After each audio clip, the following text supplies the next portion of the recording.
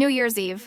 Brandon, my boyfriend of 3 years, invited me home to meet his parents. At dinner, he drove to my wine. Skylar, the gangsters, they'll chop my hands off if I don't pay up. I had no way out. I had to give you to him. Don't blame me. Blame your luck. You look just like his crush. It's win minus win. I pay my debts, you get a wealthy life. Drugged and dazed, I was delivered by his family to gates I knew too well. The home of my uncle, Victor Thorne. Victor had always doted on Mom and me. The year my father laid a hand on her, Victor had him shipped to a remote African mine before sunset. I could barely imagine what Brandon was about to face. The tranquilizer hadn't fully worn off. I lay slumped in the backseat of the car, unable to lift even a finger. The voices of Brandon, Frank, and Carol Miller reached me as a muffled drone, distant and indistinct. Brandon and I had been together since college, straight through graduation. Ours was a stable relationship, one that had never faced any real turbulence. Just before the holidays, he looked so sincere, saying he wanted to take me home to meet his parents, to talk about marriage. Thinking I needed to make a good impression on his family, I'd spent days meticulously preparing.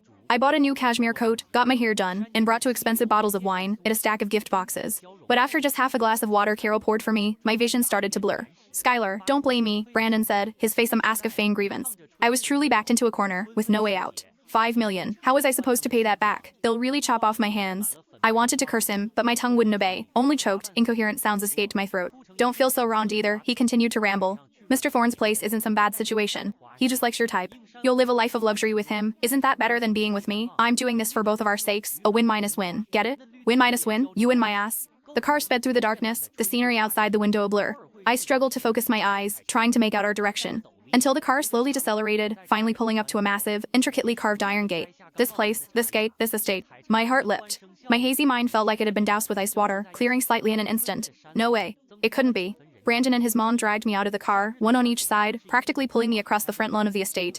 My cashmere coat was disheveled and torn, my heels were long gone. 2 straight minus-backed men stood by the door, watching us approach with expressionless faces. Gentlemen, please inform Mr. Thorne. We truly couldn't raise the money, so we came up with a new way to settle the debt. Frank Miller bent at the waist, fawning over the men in black suits at the door. We've brought Mr.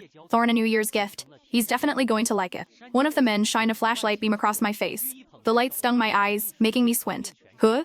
Yes, exactly. My son's girlfriend, Carol quickly chimed in, forcefully pulling my face straight. See, doesn't she look exactly like the woman Mr. Thorne commemorates every year? We specifically found out about that. And she's a dancer, very graceful. She'll be attentive to his needs. My stomach lurched. The man was silent for a few seconds, then gestured to a subordinate nearby. Go inform him. He turned back to us. Whether it works out or not, I can't say. Just come inside and wait. Thank you, sir, thank you. Brandon nodded profusely, bowing repeatedly, as he dragged me towards the main house. By the time I was pulled into the parlor on the first floor, my legs had given out. I collapsed onto the cold floor,